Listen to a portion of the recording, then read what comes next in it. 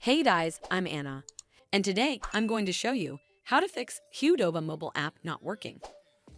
So first of all, you need to make sure you're running the latest version of the app. Open up App Store on your device, and then tap on this search icon in the bottom right corner. Then search for the QDOBA mobile app, and if you see this update button right next to the app name, simply tap on it to make sure you're running the latest version of the app.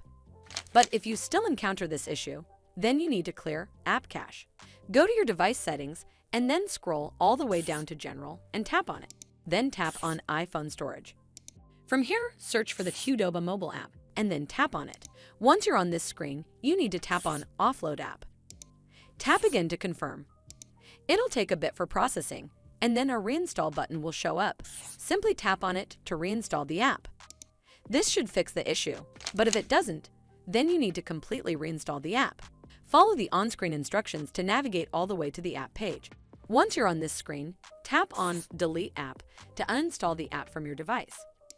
Once uninstalled, you need to open up App Store and then search for the QDOBA mobile app right over here in the search bar, and then click on this Get button to install it back on your device. Hopefully, this will fix the issue. And if it did, then make sure you give this video a super thanks by clicking on this heart icon to help support the channel, and don't forget to hit that subscribe button.